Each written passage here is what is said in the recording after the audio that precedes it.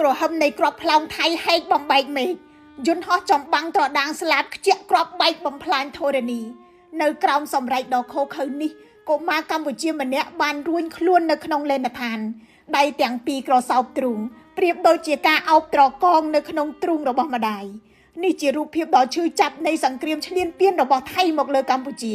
រូបភាពនេះបង្កប់សាររយលានអត្ថន័យផ្ញើទៅកាន់ពិភពលោកថានៅពេលដែលអាវុធដ៏ប្រឡ័យត្រូវបានប្រើប្រាស់ជនរងគ្រោះដំបូងគឺកុមារស្ត្រីជនចាស់ជរានិងពលរដ្ឋស៊ីវិលដែលគ្មានអាវុធនិងមានសម្លេងដែលគេមិនឮកុមាររូបនេះអាចមិនដឹងថាយន្តហោះ F16 ជាអ្វីទេរូបគេអាចមិនយល់ពីនយោបាយឬក៏យុទ្ធសាស្ត្រយោធាថាជាអ្វីឡើយអ្វីដែលកុមារនេះដឹងច្បាស់នៅពេលនោះគឺការភ័យខ្លាចដោយសម្លេងខូខើនៅចំពីលើរូបកាយដ៏តូចល្អិតរបស់ខ្លួនភ័យខ្លាចថាលេនដ្ឋានរូងដីមិនអាចទប់គ្រាប់បែកនោះបានភ័យខ្លាចរូបគេគ្មានឱកាសជួបឪពុកម្ដាយទៀតអ្វីដែលកុមារចង់បាននៅពេលនោះគឺការរស់រានមានជីវិតសម្រាប់ប្រជាជនកម្ពុជារូបភាពនេះកប់ជ្រៅនៅក្នុងក្រអៅបេះដូងរូបភាពនេះដាស់ការចងចាំនៃភ្លើងសង្គ្រាមកុមារកម្ពុជាត្រូវធំឡើងដោយការភ័យខ្លាចជំនួសឲ្យសន្តិភាព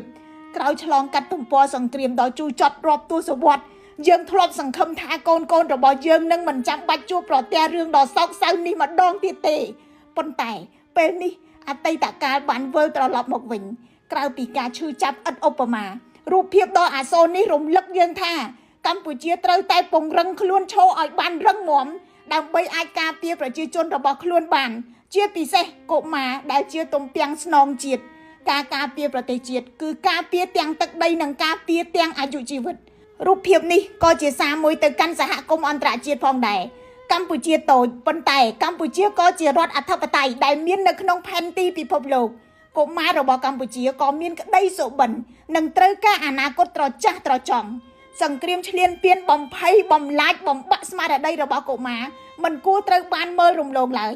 កុមារគួរទទួលបានសិទ្ធិរស់រានដោយសន្តិភាពមិនមែនដោយការពូនលាក់ខ្លួនក្នុងរោងដីមិនមែនដោយសារតែការស្ដាប់សំឡេងគ្រាប់បែកជំនួសសំឡេងសើចពួកគេគួរតែធំឡើងជាមួយសាលារៀនមិត្តភ័ក្តិនិងក្តីសង្ឃឹមមិនមែនជាមួយការភ័យខ្លាចនិងស្នាមរបួសផ្លូវចិត្តដែលអាចដកជាប់អស់មួយជីវិតនោះទេការការពារកុមារជាកាតព្វកិច្ចមនុស្សធម៌សូមបញ្ឈប់ទង្វើឈ្លានពានមកលើកម្ពុជាខ្ញុំរស់សុធាពី News Today NTTV